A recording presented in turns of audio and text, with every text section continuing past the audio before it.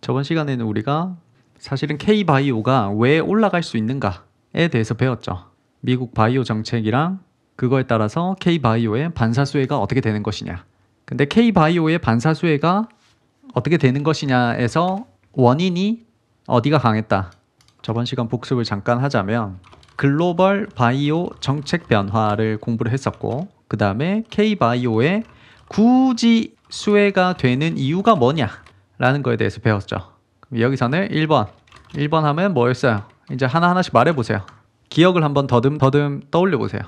첫 번째가 생물보안법이죠. 생물보안법이고, 두 번째가 약가 협상제였죠. 약가 협상제였고, 세 번째가 특허 절벽이었죠.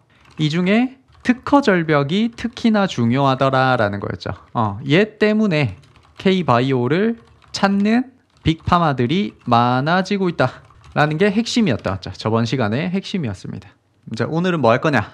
오늘은 이제 제약바이오 산업의 기본적인 이해, 오늘까지 이제 기본기죠. 오늘까지 하면 이제 기본기가 끝날 텐데 한번 가봅시다. 준비됐나요? 우리가 바이오 산업을 이해하기 위해서는 이 기본기가 필요합니다. 좀 지루하더라도 여러분들이 주식을 뭐 하루 이틀 할 거 아니잖아요. 앞으로 수십 년간 주식을 하게 되면 분명히 코로나 때처럼 바이오가 시장을 지배하는 그 시기가 또 올 거란 말이죠. 지금 당장이 아니더라도 5년, 10년 뒤에는 또 다른 팬데믹이 터져서 또는 또 다른 이상한 질병이 퍼지면서 바이오가 시장을 지배하는 그 순간이 올 텐데, 그때도 우리가 손가락을 빨고 싶진 않잖아요. 맞죠? 손가락만 빨고 있으면 너무 아쉽잖아요. 그래서 바이오 공부를 지금 미리 다 끝내놓으면 나중에 굉장히 좋다.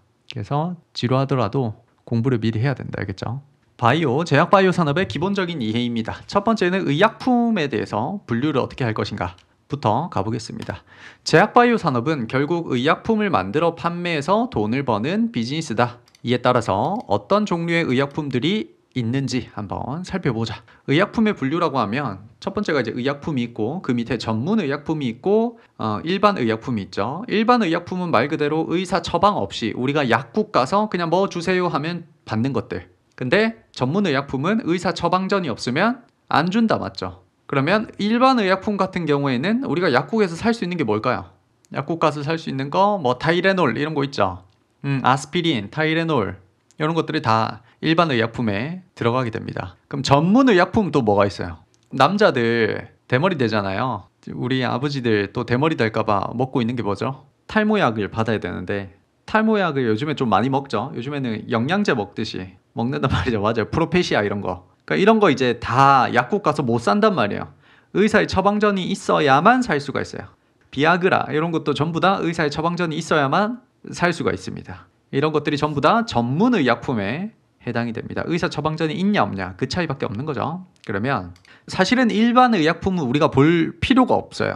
왜? 우리는 사실은 주식을 더 잘하기 위해서, 수익을 더 많이 내기 위해서 이 바이오를 공부하고 있기 때문에 일반 의약품을 다루는 게 주식에서는 의미가 있다 없다. 일반 의약품은 의미가 있다 없다. 의미가 없다. 의미가 없다. 그래서 사실은 우리가 다루는 거는 전문 의약품이라고 보시면 된다. 그럼 전문 의약품 안에는 또 오리지널 약품과 복제 약품으로 나눠집니다. 맞죠? 여기부터 이제 약간 복잡해지는데, 오리지널 약품은 말 그대로 신약이죠. 처음 나온 약이죠. 이거에 대해서 처음 나와가지고 여기에 대한 특허를 받은 약을 이제 오리지널이라고 부르는데, 이 오리지널도 영원하진 않죠. 이 특허가 15년에서 20년 정도 만료가 되면 복제약품이 나오죠. 이 복제약품 밑에 있는 제네릭은 사실은 여기 줄을 찍찍 그으셔도 돼요. 없는 말이라고 보시면 돼요. 제네릭은 밑에 있는 제네릭으로 이해를 해야 되기 때문에, 그래서 오리지널이냐 복제약품이냐 이렇게 두 가지로 볼 수가 있다. 그러면 오리지널 안에서 이제 오리지널부터 공부를 하는 거예요. 오리지널 안에서는 또 두 개로 나눌 수가 있어요. 이게 화학 합성에 의한 의약품이냐 아니면 바이오 의약품이냐 인 거예요. 다시 정리를 하면 의약품은 전문 의약품과 일반 의약품으로 나눌 수 있고, 일반 의약품은 그냥 아무나 약국 가서 구매할 수 있는 것들, 전문 의약품은 의사의 처방전이 있어야만 구매할 수 있는 것들. 근데 우리는 일반 의약품은 의미가 없다. 왜? 주식에서는 돈이 되는 분야가 아니기 때문에. 그러면 전문 의약품을 우리는 공부를 하게 될 텐데, 전문 의약품 안에는 오리지널 신약이 있고, 그게 특허가 만료되면 복제 약품이 나온다. 근데 오리지널 약품 안에서도 화학 합성에 의한 의약품이 있고 바이오 의약품이 있더라 까지 이해됐으면 1번 한번 해보세요. 일단 복제약품 제껴두고 오리지널 안에서 이 두 가지가 있더라 까지만. 여기까지 이해됐나요? 오케이. 그래서 전문의약품이 뭐냐 이런 것들은 다 넘어갈게요. 너무 쉬운 것들이니까 한번 읽어보세요. 제가 자료 또 올려드릴 테니까. 그래서 오리지널 약품에는 이제 오리지널 약품과 복제약품을 나눌 때는 이제 사실은 특허가 만료되냐 안 되냐 그 차이가 있죠. 그래서 특허 종류에는 물질 특허가 있어요. 신약의 주요 성분 자체에 대한 독점권을 가질 수 있는 특허고, 그 다음에 제조 공정 특허가 또 따로 있습니다. 어떤 방식으로 만들 거냐에 대한 특허, 그리고 제형 특허가 있어요. 정맥 주사형이냐 피하제형이냐, 그러니까 똑같은 약품을 쓰더라도 어떤 식으로 주사를 놓을 것이냐도 특허를 가질 수가 있어요. 여기서 우리가 봐야 되는 기업은 뭐죠? 제형 특허를 바꿔가지고 또 다른 특허 연장을 하고 있는 기업들이 이제 점점 많아질 텐데, 여기에 대해서 이제 알테오젠 같은 것들이 좀 중요하게 되는 거죠. 그 다음에 용도 특허가 있어요. 용도 특허는 말 그대로 용도를 변경해서 만드는 특허죠. 예를 들면 비아그라, 실데나필은 원래 고혈압 치료제로 개발이 됐어요. 그래서 얘가 혈관 확장을 시켜줘요. 근데 이 실데나필은 부작용이 있어요. 부작용이 뭐냐? 발기부전을 개선시켜요. 이게 왜 부작용이에요? 라고 하면 안 되죠.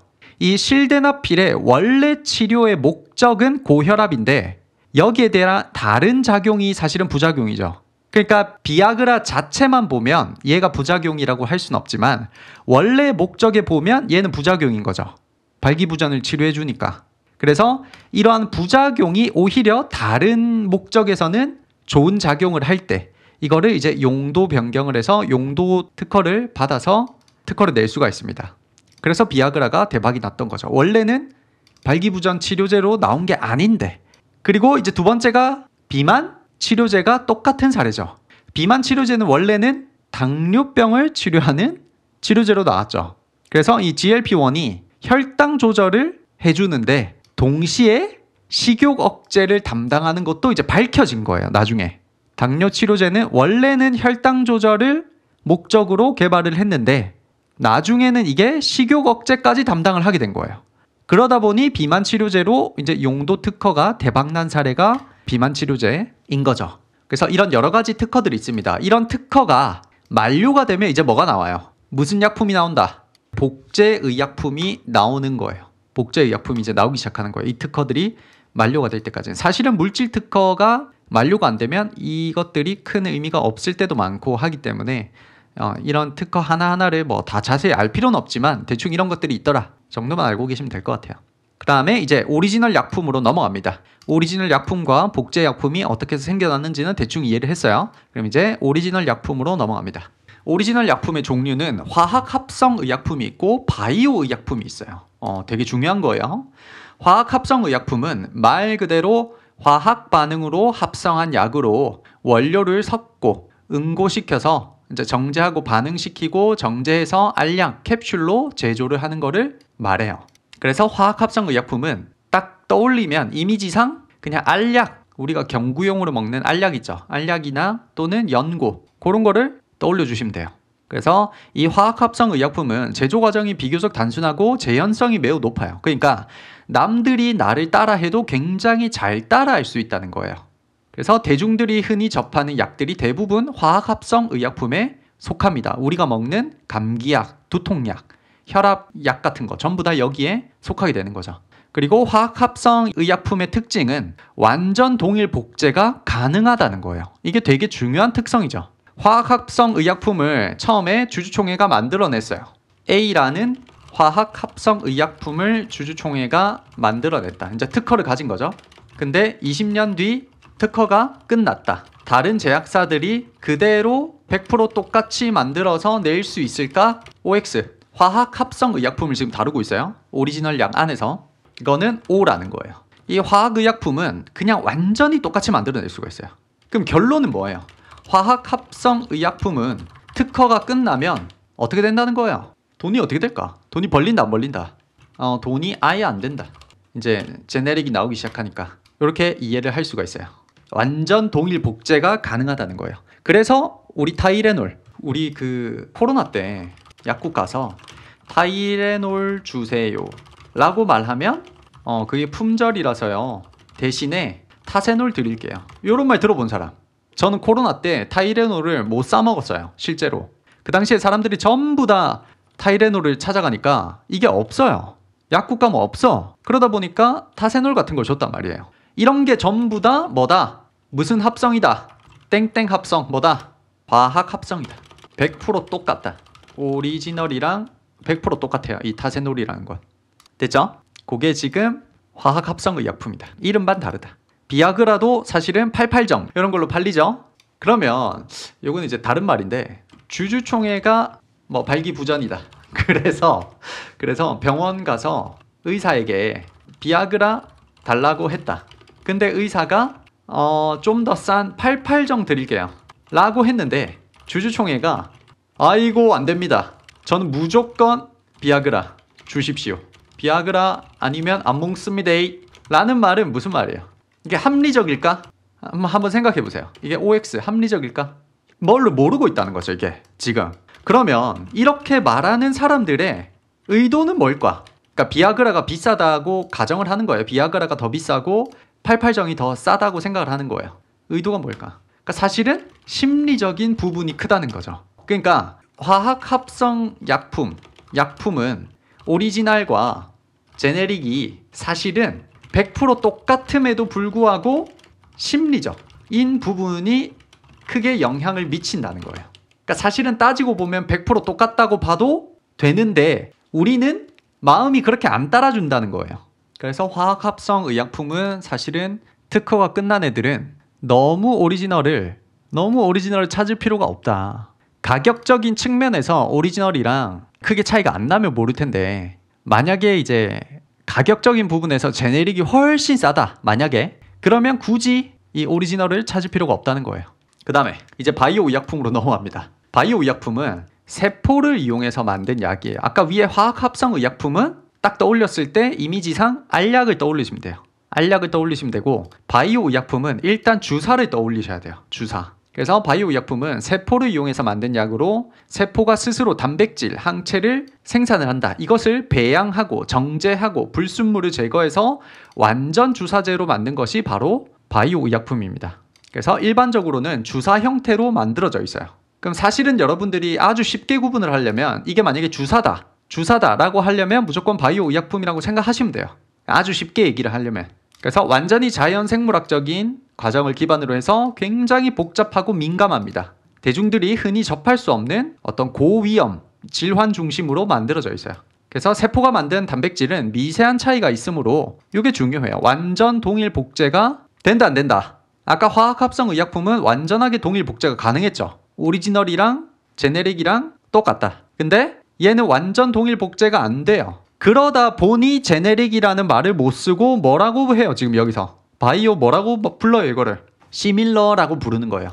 시밀러라고 딱 말이 붙여져 있는 거예요. 완전히 같지가 않기 때문에. 그래서 허셉틴, 허주마 이런 것들이 이제 우리가 자주 볼 수 있는. 사실 못 들어봐도 상관은 없어요. 왜냐면 바이오 의약품은 우리 일반적인 대중들이 흔히 접할 수가 없어요 사실은. 이거는 굉장히 고위험 질환 중심으로 만들어져 있기 때문에.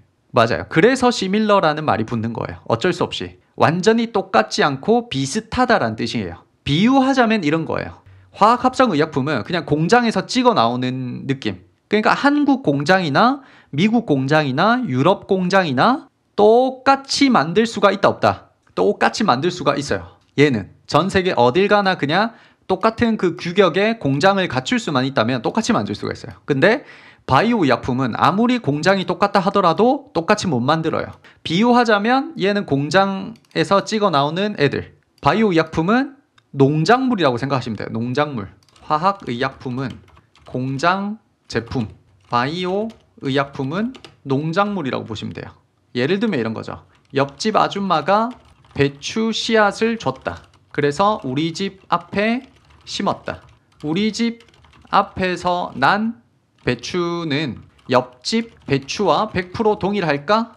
여기에 대해서 이제 뭐라고 대답할 수 있어요 우리가. 아무리 우리가 옆집 아줌마가 준 배추 씨앗을 우리 집 앞에 심었다고 하더라도 우리 집 앞에서 이렇게 난 배추는 옆집의 배추랑 똑같다고 볼 수가 없는 거예요.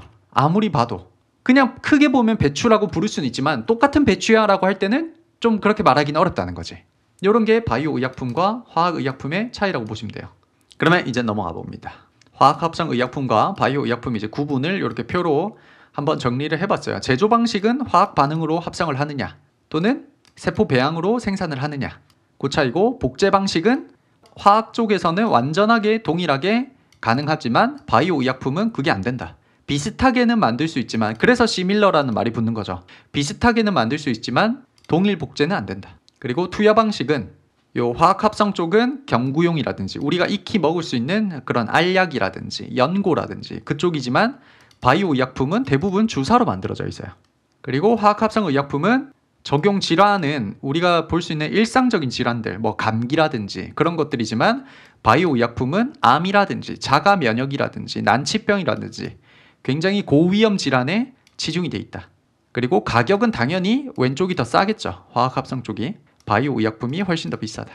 까지 해서 일단 오리지널 안에서 화학 합성과 바이오 의약품이 어떻게 나뉘느냐를 공부를 했어요. 그러면 이제 복제약품으로 넘어갑니다. 복제약품은 오리지널 의약품이 특허가 만료가 되면 이제 나올 수가 있다고 했죠. 그러면 복제약품 안에서도 제네릭이랑 바이오 시밀러로 나눌 수가 있어요. 화학 합성 의약품이 복제약품으로 변하면 제네릭이라고 부르고, 바이오 의약품이 복제약품으로 변하면 바이오 시밀러라고 부르는 거예요. 이해되나요? 이해했으면 1번 한번 해보세요.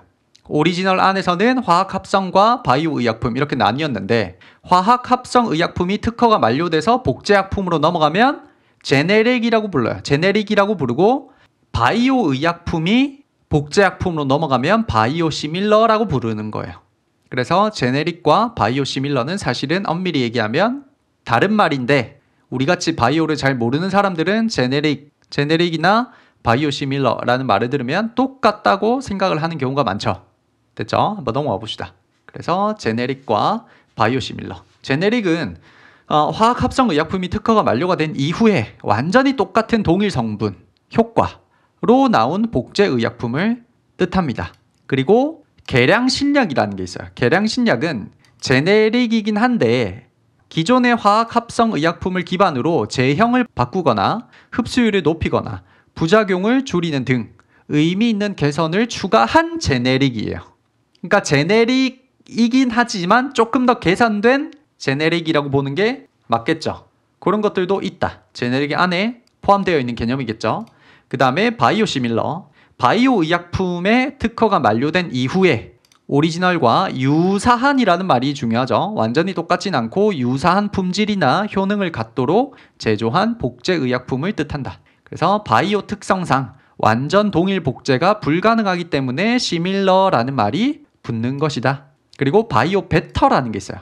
요거는 아까 계량 신약이 있었다면 바이오 베터는 바이오 시밀러인데 오리지널보다 조금 더 개선한, 의미 있는 개선을 한 바이오 시밀러를 바이오 베터라고 따로 불러요.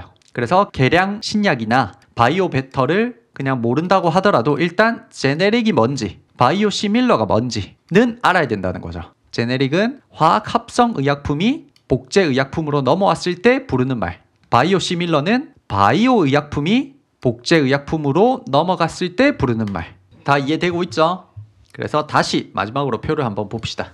표를 한번 보면 의약품이 있고 전문 의약품과 일반 의약품으로 의약품을 나눌 수 있더라. 근데 우리는 일반 의약품은 사실은 공부를 안 한다. 주식에서는 의미가 없다. 그래서 전문 의약품을 볼 텐데 전문 의약품 안에는 오리지널과 복제 약품으로 나눌 수가 있더라. 오리지널 안에는 화학 합성 의약품과 바이오 의약품으로 나눌 수가 있더라. 근데 이 화학 합성 의약품이 복제 약품이 되면서 이름을 제네릭이라고 부르고 바이오 의약품이 복제약품이 되면서 부르는 이름을 바이오 시밀러라고 부르더라. 까지가 사실은 전부야. 맞죠? 크게 어려운 건 없었다. 그래서 여러분들이 리포트를 읽을 때 제네릭 또는 바이오 시밀러 뭐 이렇게 말을 하거든요.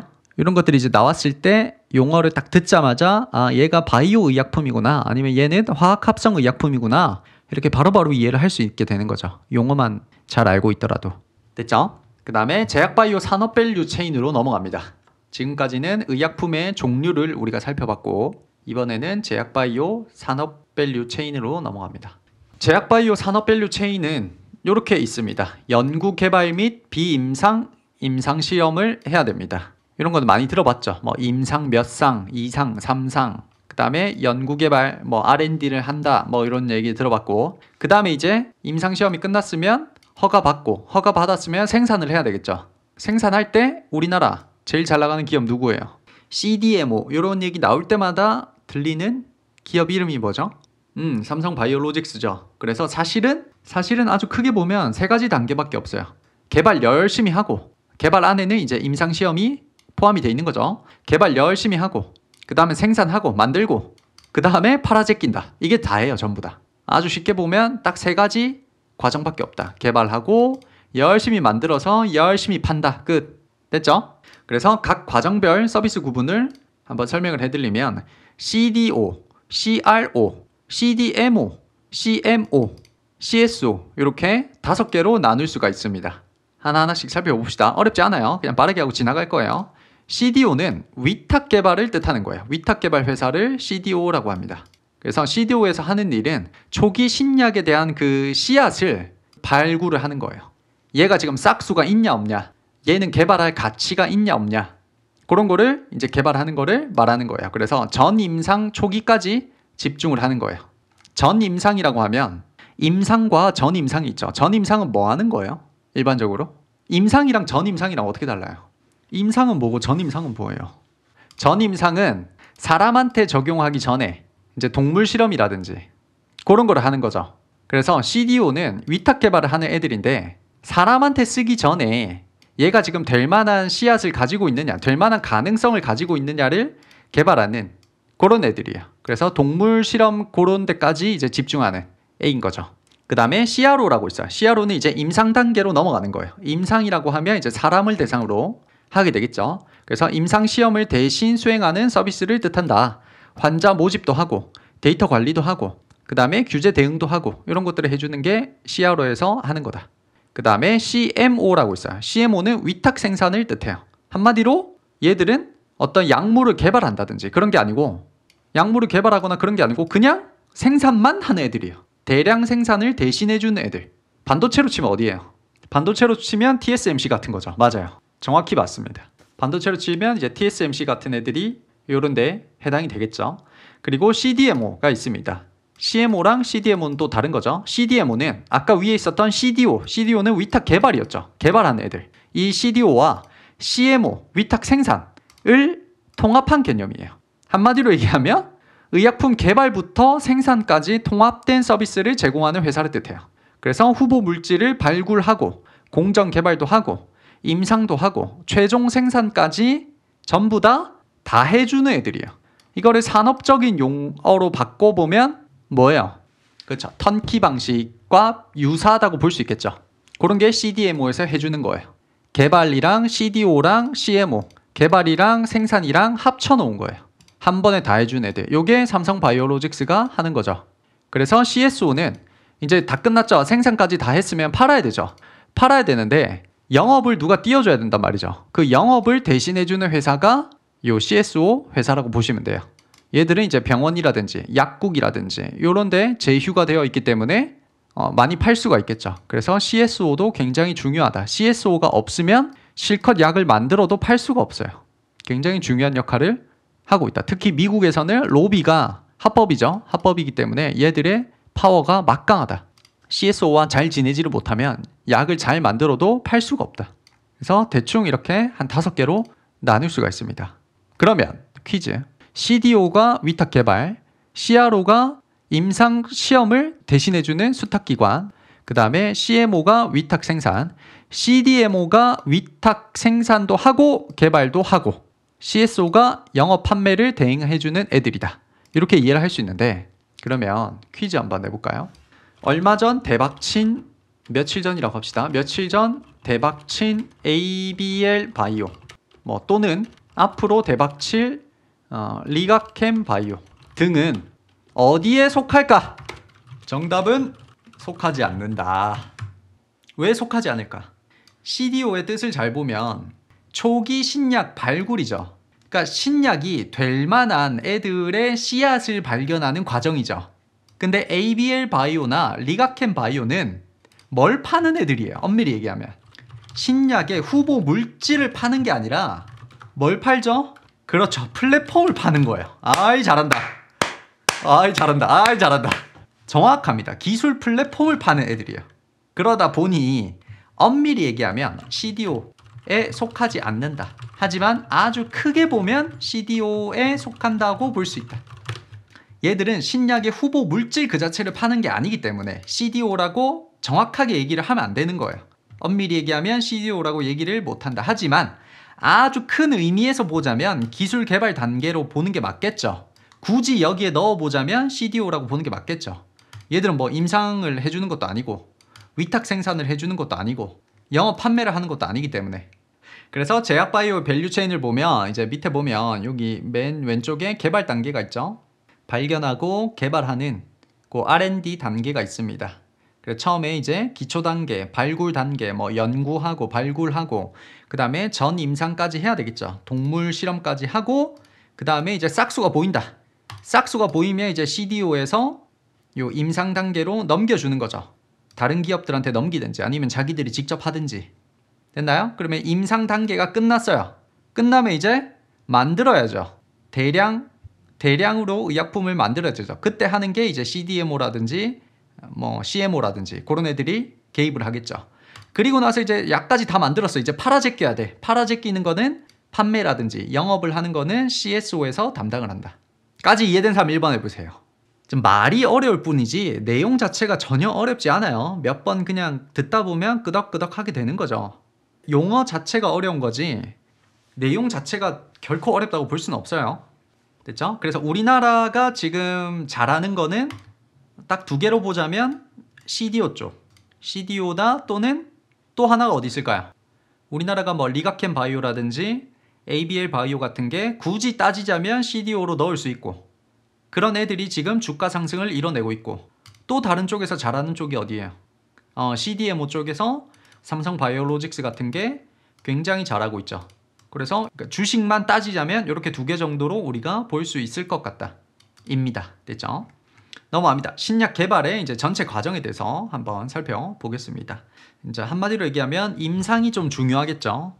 처음에는 이제 신약 후보에 대해서 물질 탐색을 하고 그 다음에 비임상, 전임상 같은 걸 해야 되겠죠. 비임상이나 전임상 같은 거는 말 그대로 그냥 동물 실험 같은 거 하는 거고 부작용이 얼마나 있을 건지를 미리 한번 해보는 거죠. 그리고 나서 이제 사람한테 하는 임상으로 넘어가게 됩니다. 신약 후보 물질 탐색하고 동물 실험하고 동물 실험에서 의미가 있다 라고 보여지면 이제 직접 사람한테 한번 해보자 라고 해서 임상, 1상, 2상, 3상으로 넘어가게 되는 거죠.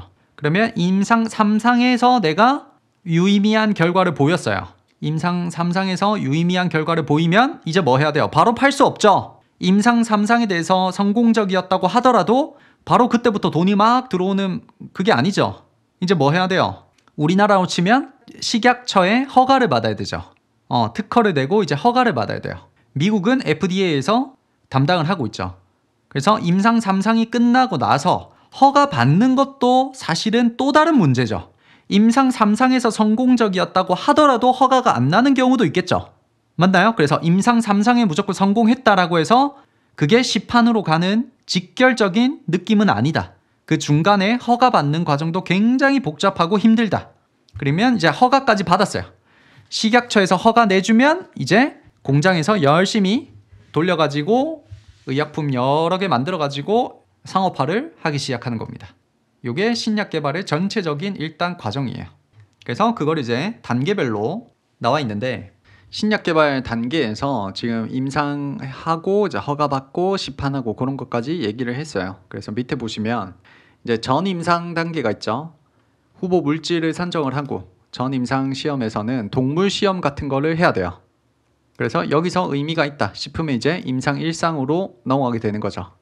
임상 1상은 소규모 환자를 대상으로 이제 안정성 같은 거를 확인을 하는 거고 임상 2상은 이제 중규모 그것보다 좀 더 많은 환자를 대상으로 효능이나 부작용을 체크를 한번 해보는 거죠. 그리고 임상 3상은 이제 제일 중요한 임상 3상은 대규모 환자를 대상으로 확증적 임상 시험을 진행을 하게 됩니다. 임상 2상에서 예를 들면 임상 2상에서 100명을 기준으로 시험을 했는데 의미 있는 어떤 결과가 나왔어요. 근데 1000명을 기준으로 했을 때는 의미가 없는 경우도 허다하겠죠. 그러니까 100명으로 시험을 했을 때는 의미가 있었는데 1000명을 했을 때는 의미가 없더라. 그런 경우도 허다하고. 그래서 임상 2상에서 임상 3상으로 갈 때 빠그라지는 경우도 있고 임상 1상에서 임상 2상 갈 때 빠그라지는 경우가 훨씬 더 많고 그렇게 볼 수가 있겠습니다. 그리고 나서 허가 심사 받고 나서 이제 FDA라든지 우리나라 식약처 같은데 허가 받고 나서 이제 열심히 CDMO 돌려가지고 시장 출시를 하는 거죠. 됐죠? 별로 어려운 점은 없다. 그래서 임상 1상, 2상, 3상 이런 게 어떻게 다르냐를 한번 보면 임상 1상은 일단 대상 자체가 소수다 소수. 이 약을 이렇게 항암제 같은 거를 독성이 큰 약은 환자에게 이제 바로 투여를 해야 되는데 이제 사람에게 바로 써도 되는지 안 되는지를 임상 1상에서 한번 써보는 거예요. 그리고 임상 2상에서는 중간 규모의 실제 환자를 대상으로 효과가 실질적으로 있는지 없는지를 한번 체크를 해보는 거죠. 그리고 임상 3상에서는 대규모 환자, 이제 정말 많은 환자들을 대상으로 원래 기존에 있던 약이랑 비교했을 때 실제로 우월한지, 실제로 효과가 어느 정도로 더 좋은지 그런 것들을 결과를 내는 거죠. 그리고 나서 만약에 유의미하게 결과가 나왔다. 그러면 FDA에 신청을 해서 허가받고 시판하고 돈을 버는 그런 비즈니스 구조로 되어 있습니다. 됐죠? 그래서 임상 1상에서 2상으로 갈 때 좀 쉽게 무너진다. 왜? 왜 그럴까요? 임상 2상에서 3상으로 가는 것보다 임상 1상에서 2상 갈 때 좀 더 실패율이 높더라. 왜 그럴까요? 임상 1상에서는 소수의 사람을 대상으로 하죠. 근데 임상 2상부터는 규모가 꽤 커진단 말이에요. 임상 1상에서 소수의 사람들을 대상으로 했을 때 의미가 있더라도 임상 2상부터는 실험군이 많아진단 말이죠. N수가 많아지기 때문에 임상 2상에서는 의미가 없는 경우가 대부분이겠죠. 거기서 이제 실패를 하는 거죠. 근데 임상 2상에서 3상으로 갈 때는 성공률이 또 높아져요. 왜 그럴까요? 이미 2상에서 중규모 이상의 시험을 했기 때문에 3상으로 넘어갈 때도 의미가 있는 경우가 꽤 많이 생기겠죠. 그런 것들은 사실 우리가 주식을 할 때는 크게 신경 쓸 필요는 없는데 일단 그런 것들도 있다. 그리고 이제 신약 개발의 어려움에 대해서 한번 얘기를 해볼게요. 요거를 이해를 해야만 우리나라 기업들이 왜 기술 수출을 하려고 하는지를 이해를 할 수가 있어요. 그래서 굉장히 중요한 거예요. 신약 개발의 어려움. 앞서 설명한 것처럼 임상 3상 완료를 했다 하더라도 다음과 같은 여러 가지 이유로 당국의 허가를 받기가 매우 어려워요. 다시 말해서 임상 3상을 내가 완료했어. 그리고 꽤 의미 있는 수치를 내가 받았어. 결과치를 냈어. 그럼에도 불구하고 실제로 약을 사람들에게 파는 거는 또 다른 문제라는 거예요. 우리 대중들은, 저도 마찬가지지만 우리 같은 사람들은 임상 3상 성공이라고 하면 사실은 뭐라고 느껴요? 이거를 딱 이 말을 듣자마자 어떻게 느껴요? 이 기업은 앞으로 어떻게 되겠다? 돈을, 그쵸? 이제 다 끝났다. 너무 좋다. 이제 앞으로 이 기업은 돈 벌 생각만 하면 되겠다 라고 생각을 하지만 사실은 이게 아니라는 거죠. 이 임상에 성공하는 것과 돈을 버는 건 사실은 또 다른 문제라는 거예요. 이거 해도 관문이 몇 개 남았다는 거죠. 그런 이제 여러 가지 것들이 있는데 일단 차세대 신약이 바로 뒤에서 쫓아오고 있어요. 그러니까 내가 만드는 약이 있는데 다른 기업에서도 또 다른 임상을 하고 있을 거잖아요. 근데 아무리 봐도 걔들 게 더 좋아. 내가 지금 이거 허가받고 돈을 써가지고 임상 진행하고 허가받고 한다 하더라도 한 1년, 2년 뒤에 비슷한 약이 나올 것 같아. 그러면 허가를 사전에 포기하는 거예요. 이해되고 있나요? 무슨 말인지? 내가 똥꼬쇼를 해서 지금 이거 열심히 해서 허가받는다 하더라도 한 3년 뒤에는 나보다 더 좋은 약이 지금 쫓아오고 있어. 아무리 봐도 쟤한테 먹힐 것 같아. 그러면 지금 임상 3상에 내가 성공적인 결과물을 도출해냈다고 하더라도 굳이 허가를 안 받는 거죠. 하지 말자. 이거 포기. 그런 경우도 있고. 그 다음에 임상 3상에 성공을 했어도, 그러니까 당국의 허가를 받을 수 있더라도 지금 현재 나와 있는 약에 비해서 이제 효능이 조금밖에 개선되지 않은 경우, 그러니까 차별성이 좀 내가 봐도 부족해. 그런 경우에는 이제 약가 확보가 불가능하겠죠. 이제 차별성이 약하면 보험 약가가 낮게 책정되기 때문에. 그래서 마케팅 비용 대비 수익성이 낮겠죠. 원래 나와 있던 약보다 우리가 더 좋아야만 마케팅을 할 만한데 그게 아닌 이상 마케팅을 해봤자 돈만 나가는 그런 상황이 되겠죠. 이런 것들도 이제 허가를 받지 않습니다. 임상 3상에 성공했다 하더라도 허가를 안 받는 거죠. 그 다음에 이제 파트너사. 빅파마의 전략 변경, 이런 것들도 이유가 될 수 있겠죠. 더 좋은 기전이 포트폴리오에 편입되거나 아니면 회사 내에 중복 파이프라인이 있었어. 그런 경우에도 임상에 대해서 좋은 결과가 나오더라도 굳이 하지 않는 거죠. 그 다음에 이제 생산 공정, 비용, 이런 것도 상업화를 막는 경우가 되겠죠. 임상 성공을 하더라도 생산하는 거는 완전히 다른 문제예요. 임상에 성공했다 하더라도 생산 단가가 너무 비싸거나 수율이 낮거나 제조 비용이 너무 과다할 경우 상업성이 떨어지죠. 이런 경우에도 임상에 성공했다 하더라도 허가를 안 받는 거예요. 돈이 안 되니까. 약 하나 만드는데 100만 원이야. 근데 팔 때 90만 원이에요. 그러면 10만 원밖에 못 남겨 먹어. 그러면 팔 의미가 없네? 그러면 안 파는 거죠. 그 다음에 안정성이나 부작용 같은 시그널이 임상 3상 성공 이후에 뒤늦게 발견되는 경우는 당연히 FDA 심사 통과를 못하게 되니까 미리 포기하는 경우도 있고. 그러니까 한마디로 얘기하면 이런 거예요. 신약 개발에서 우리는 임상 3상에 성공했다고 하면 무조건 떼돈을 벌 줄 알지만 사실은 그렇지 않다. 임상 3상에 완료를 했다 하더라도 여러 가지 이유 때문에 출시되지 못하는 약들이 허다하다라는 거예요. 아주 많다는 뜻이에요. 그럼 내가 미친 듯한 돈을 써서, 내가 천문학적인 돈을 써서 임상 3상에 지금 성공을 했어요.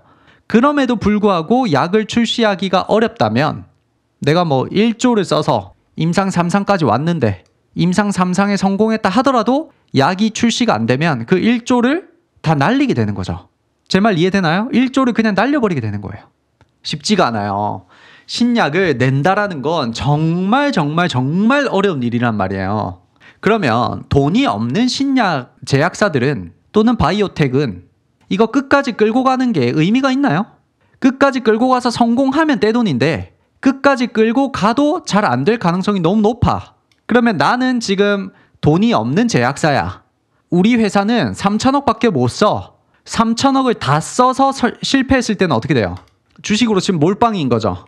내 예수금이 3천만 원밖에 없는데 3천만 원 다 넣어가지고 몰빵했는데 한가를 맞았어요. 이제 회사가 끝나는 거예요. 회사 자체가 없어지는 거예요.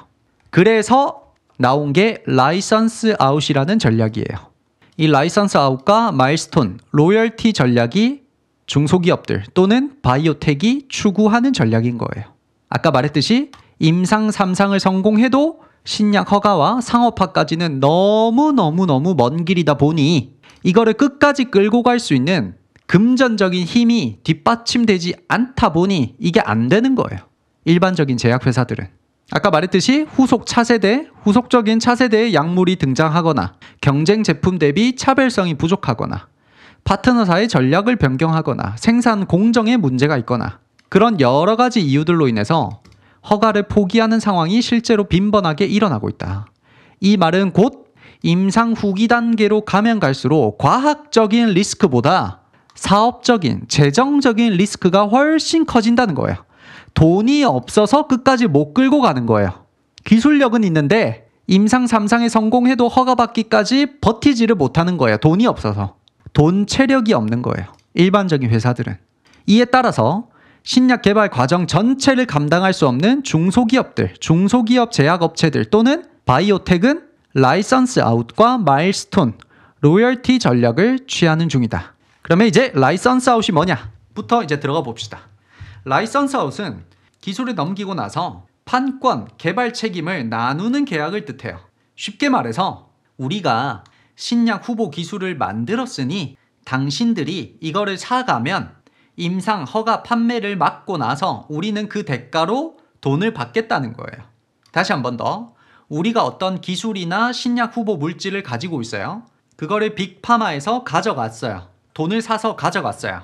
이게 조금 어려운 이유는 이런 거예요. 바이오, 라이선스 아웃을 이해하기 어려운 점은 이런 거예요. 1번. 그러니까 예시를 한번 들어봅시다. 주주총회가 김치찌개 레시피를 가지고 있다. 동네 최고의 김치찌개 레시피를 가지고 있어요. 근데 CJ에서 이 레시피를 3천억 주고 사갔다. 그럼 퀴즈. CJ에서 주주총회에게 더 줘야 할 돈은 얼마예요? 일반적으로. 이미 3천억 받았어요. 일반적으로 이 레시피를 3천억 주고 사가면 로열티를 줘요? 이미 주주총회는 3천억 받았어요. 그러면 CJ에서 주주총회에게 줄 돈은 있어요? 없어요? 없죠? 근데 바이오 업계에서는 이런 일이 생긴다. 조금 독특한 건데 이런 일이 생겨요. CJ에서 주주총회에게 사간 김치찌개 레시피로 매출 100억 달성 시 플러스 10억 더 줄게. 매출 500억 달성 시 플러스 100억 더 줄게. 매출 1000억 달성 시 300억 더 줄게. 요 계약이 이해가 되나요? 이게 일반적으로 우리가 일반적으로 볼 수 있는 계약은 아니죠. 잘 생각해 보세요. 김치찌개 레시피를 이미 3천억 주고 얘들이 사갔어요. 근데 돈을 이렇게 더 주겠다는 거야. 이게 일반적인가요? 너무 예시가 어렵다. 다시. 주주총회가 구독자 10만 채널을 팔았다. 예를 들어 뭐 10억에 팔았다. 그런데 사가는 사람이 이 채널을 더 키워서 구독자 30만이 되면 주주총회에게 플러스 3억 더 주겠다. 더 키워서 50만 명 구독자를 넘기면 플러스 5억을 더 주겠다. 100만 명 넘으면 플러스 10억을 더 주겠다. 이게 일반적인 계약인가요? 일반적인 계약은 어때요? 그냥 채널 사갈 때 10억 주고 끝이죠. 그 사람은 나한테 이미 10억을 줬어요. 그러면 그 사람은 그냥 채널을 사갔으니까 지가 채널을 앞으로 뭐 어떻게 하든지 말든지 끝나잖아요. 근데 바이오 업계에서의 계약은 마일스톤이라는 게 있어요. 좀 독특한 거예요, 이게. 얼마를 넘길 때마다 너한테 돈을 더 줄게. 얼마 구독자를 넘길 때마다 너한테 이러이러한 금액을 더 줄게. 굉장히 독특한 계약이란 말이에요, 이거는. 요게 지금 라이선스 계약에 필요한 개념이에요. 처음에 들으면 잘 이해가 안 돼. 왜냐면 우리는 1번으로 생각하기 때문에. 우리가 뭔가를 산다라는 건 거기에 대한 어떤 100% 권리를 사가는 느낌으로 이해를 하잖아요. 그러면 처음에 사갈 때 돈만 딱 주고 끝나잖아요. 근데 바이오 업계에서는 요 라이선스 계약에서는 마일스톤이라는 계약이 있어서 그렇죠. 맞아요. 할리우드 영화배우 계약이랑 비슷한 거예요. 얼마 관객 수 넘으면 얼마 더 줄게. 이런 거예요. 요게 임상 1상 성공하면 이만큼 더 줄게. 2상 성공하면 이만큼 더 줄게. 3상 성공하면 이만큼 더 줄게. 매출액 얼마 넘기면 이만큼 더 줄게. 매출액 전에 정부 허가 받으면 이만큼 더 줄게. 요런 계약이 바이오 업계에서는 아주 빈번하다. 우리가 단순히 어떤 프랜차이즈를 사갈 때 그 느낌은 아니에요. 그러니까 부동산 계약하는 느낌이 아니야. 이런 게 부동산 계약이죠. 부동산 계약. 요 집을 내가 100억 주고 사겠습니다. 그럼 100억 줬으면 내 거죠. 100억 주고 나서 내가 5년 뒤에 또 얼마를 줘야 돼요? 아니잖아요. 근데 바이오 업계에서는 그렇게 계약을 안 한다. 10승 하면 더 줄게. 야구에서 홈런 뭐 몇십 개 치면 더 줄게. 됐나요? 왜 이런 계약이 생겼을까를 한번 생각을 해보자는 거죠. 왜 이런 계약 구조가 생겼을까? 왜 부동산처럼 한 번에 뭐 20억 주면 우리 집 이런 계약이 아닐까? 왜 한 번에 뭐 3천억 딱 주고 사가지 않고 임상 1상 성공하면 요만큼 줄게, 2상 성공하면 요만큼 줄게. 왜 이렇게 됐을까? 바이오 업계의 특성이죠. 리스크가 너무 크고, 맞아요. 재훈님이 정확히 얘기를 하셨어요. 리스크가 너무 크고 리턴이 너무 크다. 실험이 너무 오래 걸린다. 개발부터 허가, 출시까지 타임라인이 너무 길다. 길어도 너무 길다. 사가는 쪽도 부담인 거죠. 그러다 보니 이런 계약 형태가 발달될 수밖에 없었던 거예요. 이 산업 자체가. 됐나요? 그래서 다시 라이선스 아웃은 기술을 넘기고 같이 이제 뭔가를 같이 해나가는 느낌이에요. 근데 그때 중요한 거는 세 갈래로 돈이 들어온다는 거예요. 세 번에 걸쳐서 돈이 들어온다는 걸 이해하면 일단 라이선스 아웃을 이해를 할 수가 있어요. 첫 번째는 업프론트예요. 업프론트는 선급금을 얘기를 하는 거예요. 선급금이라는 건 계약을 체결하는 당시에 바로 받는 돈을 얘기를 하는 거겠죠. 그 다음에 두 번째는 마일스톤이에요. 마일스톤은 중간 단계별로 성공할 때마다 받는 돈을 뜻해요. 세 번째는 로열티예요. 로열티는 시중에 이 약이 나왔을 때 그때 이제 매출이 올라가면서 이걸 사간, 이 기술을 사간 제약회사가 시중에 이 약을 내놨을 때 이 약에 대해서 매출이 올라갈 때마다 받는 돈을 뜻해요. 그럼 실제로 로열티까지 받는 경우가 잘 있을까 없을까? 예를 들어 지금 얼마 전에 ABL 바이오가 계약 체결을 했죠. 그럼 ABL 바이오도 결국 이 세 번에 걸쳐서 나눠서 돈을 받겠죠. 그럼 ABL 바이오가 로열티까지 받으려면 사실은 굉장히 오래 걸려요. 굉장히 오래 걸리고 안 받을 가능성도, 못 받을 가능성도 높죠. 왜? 임상에 앞으로 이게 계속 성공해서 돈을 받는다는 보장이 없잖아. 그럼 실제로 이 로열티를 받고 있는 업체가 어디예요? 지금 우리나라 K, 알테오젠이 여기까지 도달했죠, 지금. 알테오젠을 사간 빅파마가 실제로 시중에 약을 내놓게 되면 매출이 올라가겠죠. 거기에 대해서 알테오젠이 로열티를 계속 이제 받아 먹을 수 있는 거예요. 그래서 처음에는 업프론트 받고 나서 그 다음에 마일스톤으로 중간중간마다 임상에 성공할 때마다 돈을 조금씩 받고 그 다음 마지막에는 실제로 매출이 올라갔을 때 거기에 대한 로열티를 받는다. 이렇게 세 갈래로 돈이 들어온다는 걸 이해를 하면 라이선스 아웃을 이해를 할 수 있는 거예요. 그래서 밑에 첫 번째 단계가 이제 업프론트라고 돼 있죠. 맨 왼쪽에. 업프론트는 계약 체결 이제 직후에 바로 받게 되는 돈입니다. 너희 기술을 사가는 그 계약 체결을 하는 즉시 이제 받게 되는 돈. 그 다음에 중간에 있는 마일스톤으로 중간 단계마다 돈을 받을 수 있고, 그 다음 마지막에는 신약이 이제 출시가 되고 매출이 올라가는 그 비중에 따라서 로열티를 받을 수 있다. 그래서 업프론트는 계약 체결만으로 받는 선급금을 얘기를 합니다. 계약 체결 시점에서 바로 받을 수 있는 돈이며 임상 성공 여부와는 관계가 있다 없다. 임상 시작하기도 전에 돈을 바로 받을 수가 있게 되는 거죠. 특별한 문제가 없는 이상.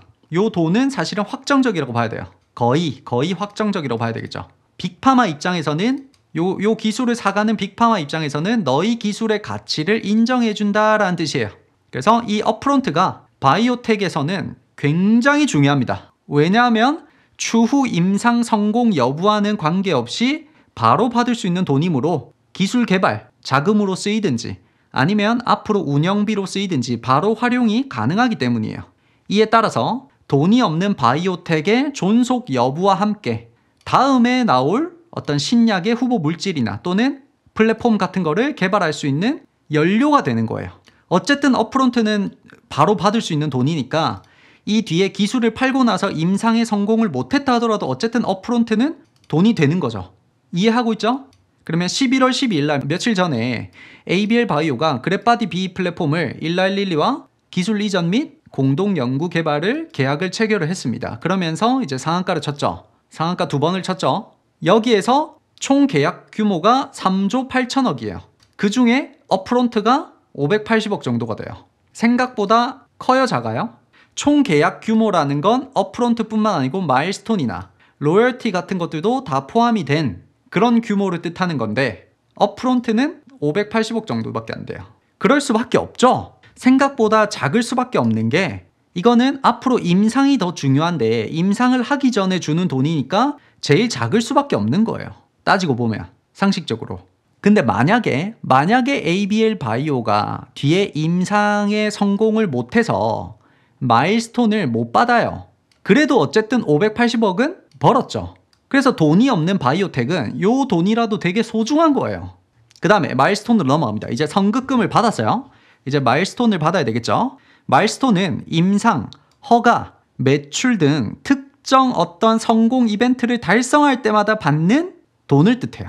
어떤 이벤트가 있는데 중간중간에 어떤 큰 이벤트가 있죠. 거기를 중간중간에 성공할 때마다 받는 돈이에요. 그래서 주요 이벤트는 이런 거예요. 임상에 대한 이벤트, 전 임상 성공, 임상 1상 진입, 2상 진입, 3상 진입 완료 이런 걸로 돈을 받을 수 있고 또는 FDA나 식약처에 허가가 승인났을 때 또 돈을 받을 수가 있어요. 또는 특정 매출액을 돌파했을 때 또 돈을 받을 수가 있어요. 그래서 계약서에 최대 얼마까지라는 말이 등장하는 게 이런 이유 때문이에요.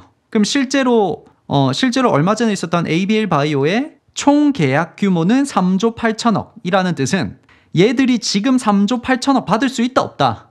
이 마일스톤에 대해서 이해가 없으면 이 기사만 보면 ABL 바이오는 3조 8천억을 벌었구나 라고 생각을 한단 말이죠. 그게 아니라는 거야. 총 계약 규모가 3조 8천억이라는 건 이 업프론트와 마일스톤과 뒤에 로열티까지 해서 총 3조 8천억을 받을 수 있다는 건데 중간중간에 이런 게 다 성공을 해야 된다는 거예요.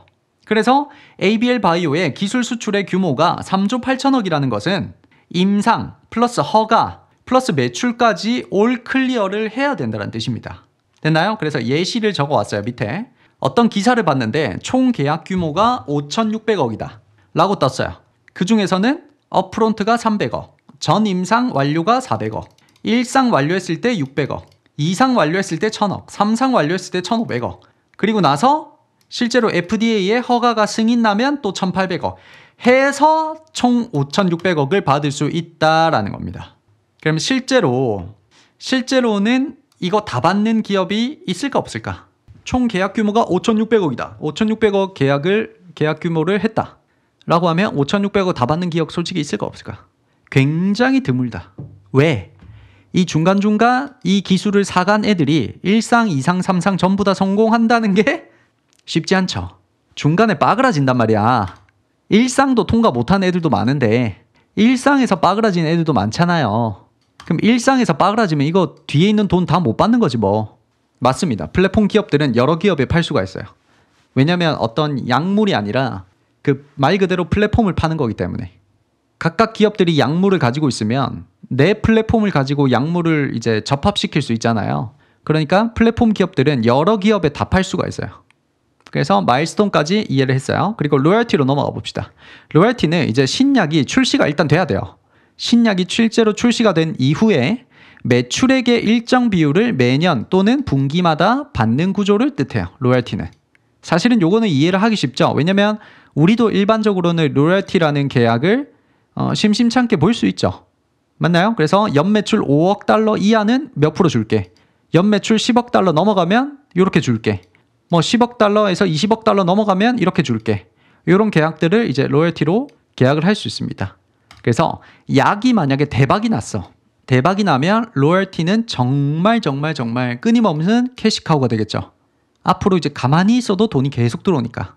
반대로 매출이 기대보다 안 나오면 말 그대로 로열티도 작게 들어올 수밖에 없는 거고. 그렇게 이해를 하시면 되겠습니다. 그래서 어떤 바이오텍이 라이선스 아웃을 했는데 라이선스 아웃을 한 약이 연매출 1조 원을 찍었어요. 그러면 만약에 내가 로열티 10% 계약을 했다면 매년 1,000억을 계속 받는 거예요. 가만히 앉아서. 됐죠? 그래서 전체 과정을 정리를 한번 해보면 이제 시간 순서대로 이렇게 돈이 들어오는 거예요. 첫 번째는 계약 체결을 하면서 돈이 들어오는 거예요. 요거를 업프론트라고 했죠, 우리가. 계약 체결을 하면서 ABL 바이오 같은 경우에는 지금 계약 체결을 했죠. 그러면 이제 시간이 얼마 지나지 않아서 580억 정도가 들어오겠죠. 그리고 나서 이제 마일스톤으로 넘어가는 거예요. 임상 1상, 2상, 3상 또는 3상 이후에 FDA 허가를 받을 때마다 요 한 단계씩 거칠 때마다 일정하게 돈이 들어오는 요 구조를 중간에 또 거치게 되는 거예요. 그리고 허가 이후에 이제 실제로 시중에 나왔어요. 요 약이 시중에 나온 뒤에는 매출에 비례해서 로열티가 이제 지속적으로 들어오게 됩니다. 그래서 초기에는 업프론트로 생존을 해야 돼요. 내가 돈이 없는 바이오텍이야. 내가 진짜 시가총액 1,500억밖에 안 되는 바이오텍이야. 근데 우리 기술력이 좋아서 누가 사갔어. 그럼 초기에는 업프론트를 받겠죠. 선급금을 받겠죠. 그 선급금으로 일단 살아남아야 돼. 그리고 나서 우리 기술을 사간 애가 임상을 잘 해서 임상 1상, 2상, 3상 성공적으로 계속 가고 있어. 그러면 임상 1상, 2상, 3상 성공할 때마다 마일스톤이 들어와요. 그리고 실제로 약이 상업화가 되고 나서 시중에 풀렸을 때 매출이 올라간다면 계속 매년 이제 엄청나게 돈을 버는 구조로 바뀌는 거예요. 그러면 여기 밑에 퀴즈 있죠. 중소바이오텍은 왜 이렇게 할 수밖에 없어요? 제 질문은 이거예요. 정말로 기술력이 좋다면 그냥 내가 내 스스로 임상해서 상업화하면 되는데 왜 굳이 남에게 이 좋은 기술을 팔까? 상업화하기까지가 돈이 너무 많이 들고 나는 그걸 감당할 돈이 없다. 최악의 경우가 뭐야? 최악의 경우.